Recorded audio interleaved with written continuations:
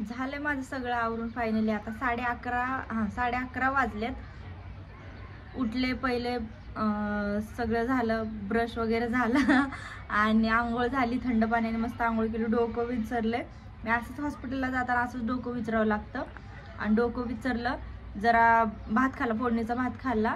11:30 वाजलेत. आता म्हणलं 15 मिनटं तर व्लॉग होईल आपला, म्हणून बसले इथं गॅलरीत. कारण असं आतमध्ये व्हिडिओ काढायचा म्हणल्यावर पूर्ण अंधार पडतोय, असं म्हणजे दिसत नाही व्यवस्थित. त्यामुळं म्हणलं गॅलरीत बसावं, म्हणून मी गॅलरीत बसले. आणि घरी तर कोणच नाही. आता मी टाळ्या लावणार आणि निघणार आहे. मम्मी येईल तर दुपारी येईल. प्रत्येकाकडे एक एक चावी आहे त्यांची. तर सगळ्यांना सारखा असा प्रश्न पडतोय की बाबा मला बॉयफ्रेंड आहे की नाही, किंवा काय नाही. तर म्हणजे इन्स्टाला पण मला सारखं मेसेज येत राहतात किंवा विचारत राहतात. तर मी तिथं पण सांगितलं होतं की बघू, वेळ आल्यावर मी सांगेल. पण आता असं काही नाही आहे की बाबा मी जे सोशल मीडियाला म्हणजे नाही का अनाऊन्स करू आणि की सांगू, तसं सध्या काही नाही आहे. कारण माझं अजून शिक्षण वगैरे तर व्हायचं आहे. आणि कसं आहे, आता ब्लॉग म्हणल्यावर सगळे बघणार, म्हणजे फॅमिलीतले असो, गावाकडं असो, सगळीकडे ब्लॉग पोचतो. तर त्यामुळं असं काही नाही आहे की मी सोशल मीडियाला आत्ता सध्या काहीतरी अनाऊन्स करावं असं. पण हो, मला माहीत नाही पुढं त्याचं काय होईल काय नाही. पण अजून मलाच शिक्षणाला 1-2 वर्ष आहेत, तर त्यानुसार बघू. आणि कसं आहे बघा, लव्ह मॅरेज करायचं म्हणल्यावर सगळ्या गोष्टी बघाव्या लागतात. आधीच कास्ट कोणती आहे, काय आहे, सगळी ही कल्पना घ्यावी लागते. कारण कसं आहे, आदर कास्टमध्ये करायचं म्हणल्यावर नंतर जाऊन इश्यू करून उपयोग नसतो. स्टार्ट व्हायच्या आधीच विचार करावा लागतो, नाहीतर एखाद्याचं वाटवच होतं, एकतर पुरीचं होतं नाहीतर पोराचं होतं. तर त्यामुळं आधीच आपलं काय आहे ती बघावं.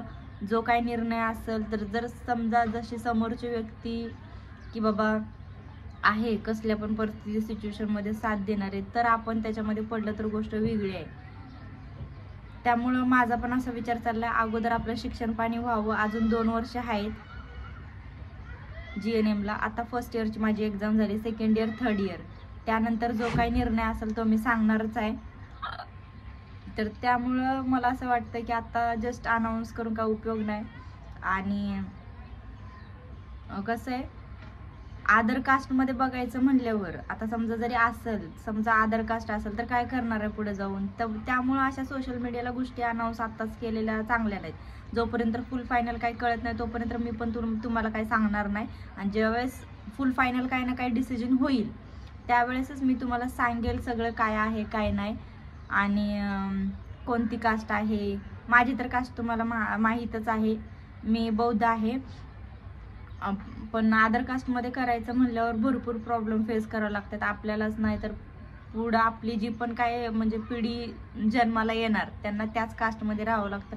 प्रत्येक गोष्टीचा विचार करून सगळं करून सोशल मीडियाला डिसिजन सांगेल मी. आता सध्या मला असं अनाऊन्स करायचं काय वाटत नाही की एवढ्या लवकर मी सांगू सगळ्यांना. कसं आहे, सोशल मीडियाला सांगावं गोष्टी जे काय आहेत ते रिअल दाखवावं, फेक नाही, असं मला वाटतं.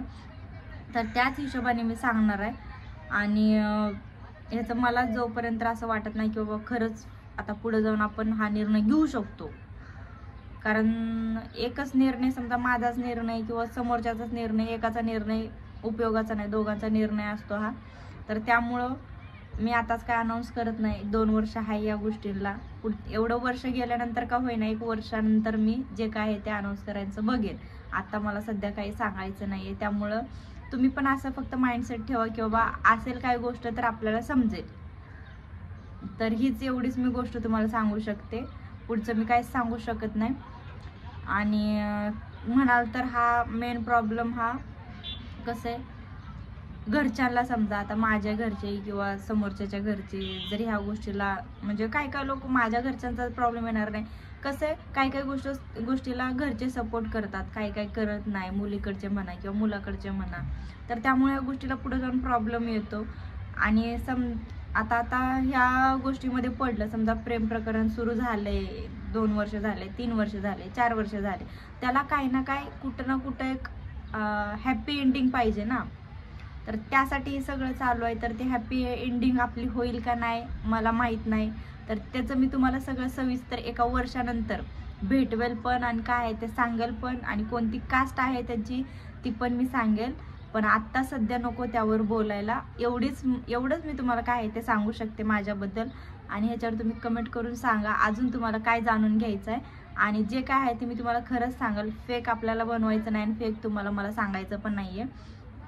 तर त्यामुळे मला कमेंट करायला विसरू नका. आणि ज्यांचं यूट्यूब चॅनल आहे त्यांनी मला कमेंटमध्ये सांगा की ताई माझं यूट्यूब चॅनल आहे, तू पण मला लाईक कर, मी पण ॲक्टिव्ह असते किंवा ब्लॉग बनवतो किंवा बनवते.